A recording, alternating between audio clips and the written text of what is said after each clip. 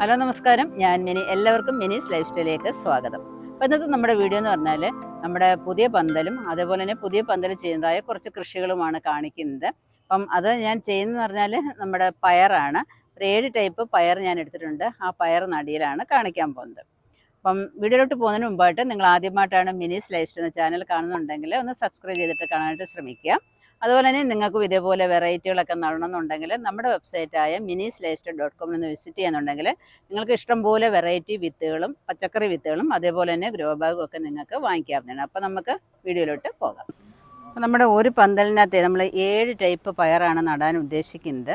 അപ്പോൾ അതെന്ന് പറഞ്ഞാൽ ജ്യോതികയുണ്ട്, അർക്കമംഗള വയലറ്റ് ഉണ്ട്, അതുപോലെ തന്നെ ഷീലയുണ്ട്, അർക്കമംഗള നമ്മുടെ നീണ്ട പയറുണ്ട്, ലോങ് പയറാണിത്.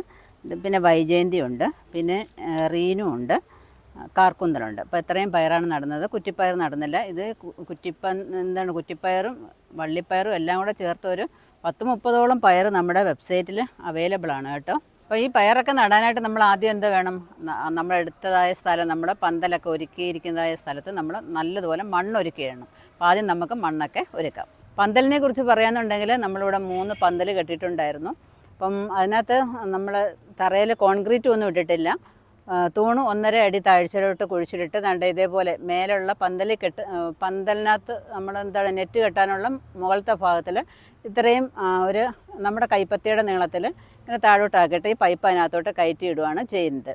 അപ്പോൾ അതാകുമ്പോൾ നമുക്ക് ആവശ്യമില്ല എന്നുണ്ടെങ്കിൽ നമുക്ക് ഈ പന്തൽ ഇവിടെ ആവശ്യമില്ല, വേറൊരിടത്ത് നമുക്ക് കൊണ്ട് ഫിറ്റ് ചെയ്യണമെന്നുണ്ടെങ്കിൽ ഇതെല്ലാം ഈ പൈപ്പ് അങ്ങ് ഊരി മാറ്റിയാൽ മതി.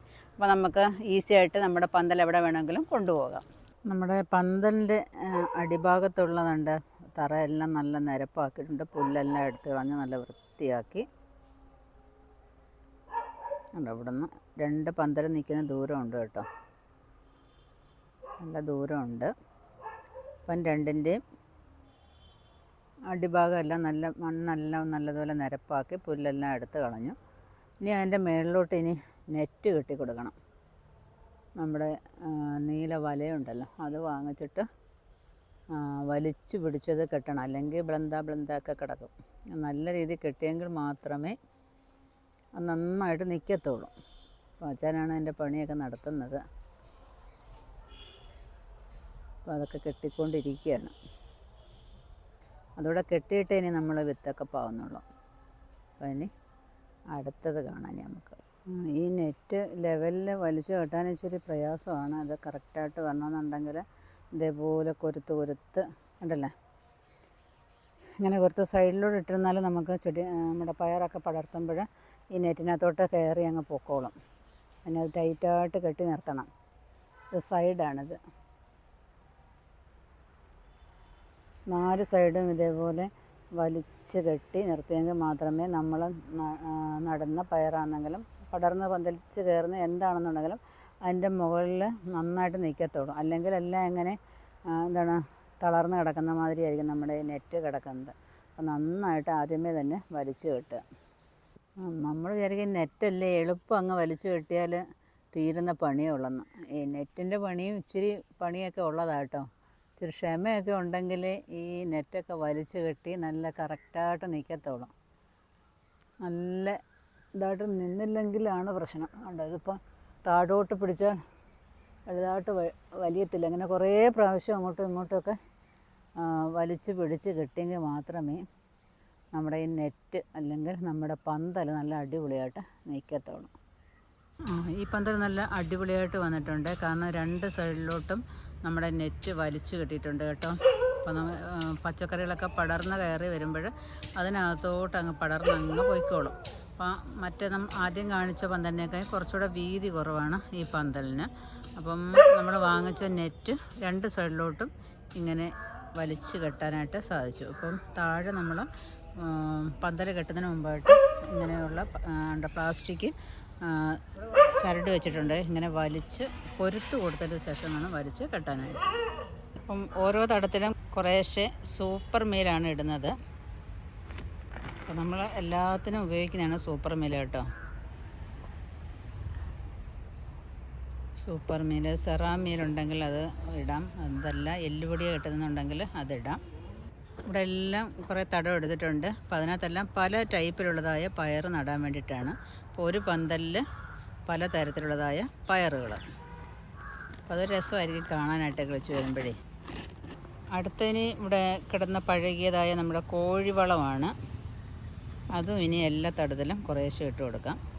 ഇനി ചാണകം ആണെന്നുണ്ടെങ്കിൽ ചാണകം ഇട്ട് കൊടുക്കാം, അതല്ല കമ്പോസ്റ്റ് ഉണ്ടെങ്കിൽ അതിട്ട് കൊടുക്കാം, ആട്ടിൻകാഷ്ടമോ എന്ത് വളം വേണമെന്നുണ്ടെങ്കിലും കൊടുക്കാം. ഇനി നമ്മുടെ തടത്തിലോട്ട് ഇനി ഇടുന്നത് ഡോളോമൈറ്റാണ്. അതും ഒരു സ്വല്പം വീതം ഇട്ട് കൊടുക്കുകയാണ്. എല്ലാ തടത്തിലും അതും കുറേശ്ശെ ഇട്ട് കൊടുക്കുക. അപ്പം കുമ്മായം നമ്മൾ ഇടുന്നുണ്ടെങ്കിൽ കുമ്മായം ഇട്ട് ഒരാഴ്ചയൊക്കെ കഴിഞ്ഞിട്ട് പിന്നെ അടുത്ത വളമൊക്കെ കൊടുക്കാറുള്ളൂ. അപ്പോൾ ഇത് ഡോളോമൈറ്റിനൊപ്പം ഞാനങ്ങ് വളം ഇട്ട് കൊടുക്കുകയാണ്. എന്നിട്ട് ഇത് നടുന്നതൊക്കെ പിന്നെ ഒരാഴ്ച കഴിഞ്ഞിട്ടേ നമ്മൾ നടത്തുള്ളൂ. ഇനി ഇത് നന്നായിട്ട് അറയണം.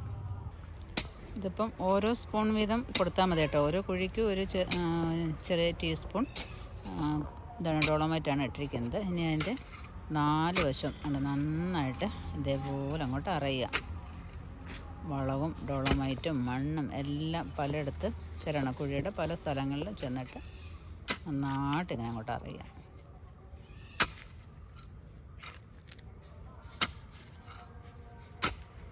പിന്നെ എല്ലാ തടവും ഇതേപോലെ നന്നായിട്ട് അറഞ്ഞു വയ്ക്കാം. അപ്പം ഓരോ തടവും നമ്മൾ നന്നായിട്ട് കൊത്തിക്കളച്ചിട്ടുണ്ട്. എല്ലാം നന്നായിട്ട് കൊത്തിക്കളച്ചിട്ടിരിക്കുകയാണ്. അപ്പം വളം ഏതാ മണ്ണ് ഏതെന്നറിയാൻ മേത്ത രീതിയിലാണ് ഇവിടുത്തെ മണ്ണ്. നല്ല അടിപൊളി മണ്ണാണ് കേട്ടോ. കാരണം നമ്മൾ പലപ്പോഴായിട്ട് പല കൃഷികളും ചെയ്യുന്നതുകൊണ്ട് നല്ല ഫലപുഷ്ടിയുള്ള മണ്ണാണ് കേട്ടോ. അപ്പം എന്തായാലും സൂപ്പർ മീലും കോഴിവളവും ഒക്കെ നമ്മൾ കൊടുത്തതാണല്ലോ. അപ്പം മണ്ണിന് എന്തായാലും ഒരു ചൂട് കാണും, ഡോളോമൈറ്റും എല്ലാം കൂടെ ഒക്കെ ചേർന്നതുകൊണ്ടേ. അപ്പം അത് ഇങ്ങനെ കിടന്ന് ഈ മണ്ണും വളവും എല്ലാം ഒന്ന് സെറ്റ് ആയതിന് ശേഷം മാത്രമേ ഇനി ഒരു 5 ദിവസം കഴിഞ്ഞിട്ട് നമ്മളതിനകത്ത് വിത്ത് നടുന്നതായിരിക്കും. അപ്പം ഇനി 5 ദിവസം കഴിഞ്ഞിട്ട് കാണാം. അപ്പം ഒരാഴ്ചയ്ക്ക് ശേഷം നമ്മുടെ മണ്ണൊക്കെ കിളച്ചതും ഒരുക്കിയതും ഒക്കെ നിങ്ങളെ കാണിച്ചിട്ടുണ്ടായിരുന്നു. അപ്പോൾ അതിനുശേഷം നമ്മൾ നടാൻ പോവുകയാണ്. ഒരാഴ്ചയെങ്കിലും നമ്മുടെ മണ്ണ് അങ്ങനെ കിടക്കുകയെന്നുണ്ടെങ്കിൽ വളവും മണ്ണും എല്ലാം കൂടെയൊക്കെ സെറ്റായും കിടന്നോളും. അപ്പോൾ ഇടയ്ക്കിടയ്ക്കൊക്കെ ഇച്ചിരി വെള്ളം കൂടെ തളിച്ചു കൊടുക്കാമെങ്കിൽ നല്ല അടിപൊളിയായിട്ടോ. അപ്പോൾ ഒന്നും കൂടെ നമ്മൾ മണ്ണൊക്കെ ഇങ്ങനെ ഒന്ന് ഇളക്കി കൊടുക്കാം. ഇങ്ങനെയൊക്കെയുള്ളൊരു ആയുധം ഉണ്ടെങ്കിൽ നമുക്ക് പണിയൊക്കെ എളുപ്പമാവും കേട്ടോ. ഇതൊക്കെ വേണമെന്നുണ്ടെങ്കിൽ അതിൻ്റെ ലിങ്ക് താഴെ കൊടുത്തേക്കാൻ നിങ്ങൾക്ക് വാങ്ങിക്കാം കേട്ടോ. അപ്പോൾ ഇതിനകത്ത് ഞാനിനി അർക്കമംഗല പയറാണ് നടാൻ പോകുന്നത്. ഒരു 3 മൂട്, ഒരു 4 എണ്ണം വീതം നടുവാണേ. 4 പയർ വീതം എടുക്കുന്നുണ്ട്.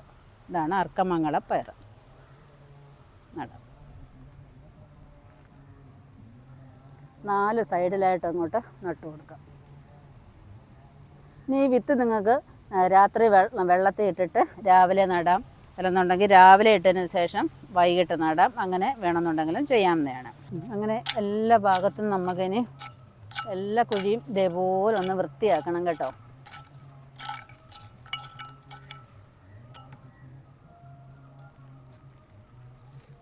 ഒന്ന് കൈ കൊണ്ടൊക്കെ ഒന്ന് മണ്ണൊക്കെ ഒന്ന് ഒരുക്കി കൊടുത്ത് ആവശ്യമില്ലാത്ത വേരൊക്കെ ഉണ്ടെങ്കിൽ അങ്ങ് പറിച്ച് മാറ്റി അതിനകത്തോട്ട് ഒരു 4 എണ്ണം നട്ടു കൊടുക്കാം.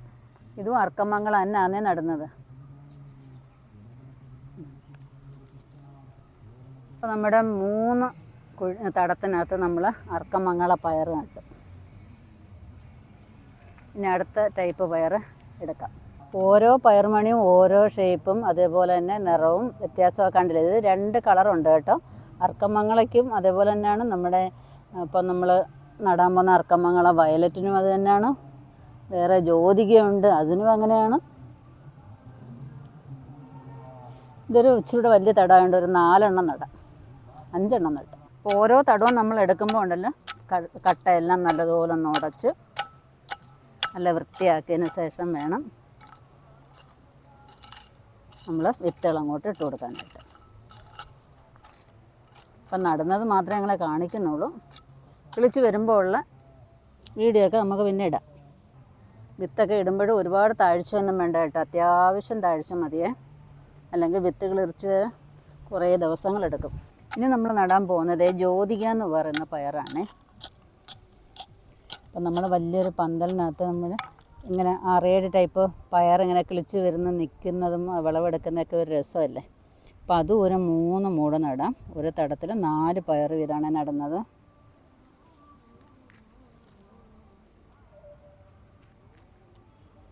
അതൊരു 4 എണ്ണം നട്ടു. ഇനി അടുത്ത തടത്തിലോട്ട് പോകാം. അടുത്തത് വൈജയന്തി പയറാണ്. വൈജയന്തി വയലറ്റ് കളറാണ്. അത് 8 എണ്ണം എടുത്തിട്ടുള്ളൂ. 2 തടത്തിനകത്ത് അത് നടാം. ഇതടുത്തത് ഷീല എന്ന് പറയുന്ന പയറാണ്. എന്തെല്ലാം പേരുകളാണെന്നറിയാമോ? ഷീല, റീനു, ജ്യോതിക, ഗീതിക. മനുഷ്യൻ്റെ പേരാ, വീട്ടിലുള്ളവരുടെ പേരായിരിക്കും വിത്ത് ഉണ്ടാക്കുന്നവരുടെ വീട്ടിൽ. ഇനി ഒരു തടത്തിലൂടെ അത് നടാം.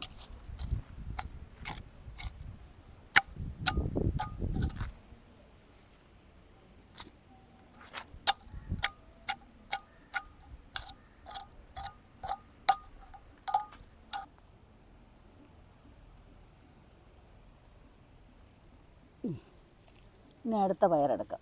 ഇനി അടുത്ത 3 തടത്തിൽ റീനു എന്ന പയറാണ്. റീനു എന്ന് പറയുന്നത് വള്ളിപ്പയറാണ്. അത് നടാൻ ഇനി നമുക്ക് 4 എണ്ണം എടുക്കാം.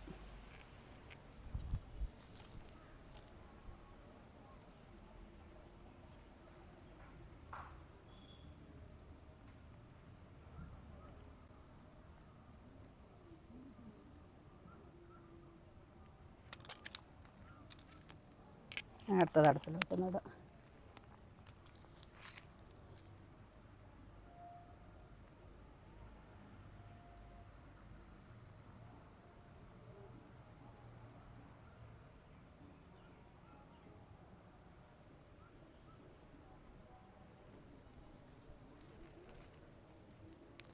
ഇനി 2 തടത്തിൽ കാർക്കൂന്തൽ എന്ന് പറയുന്ന പയറാണ് നടാൻ പോകുന്നത്. അതും 4 എണ്ണം വീതം നമുക്ക് നടാം.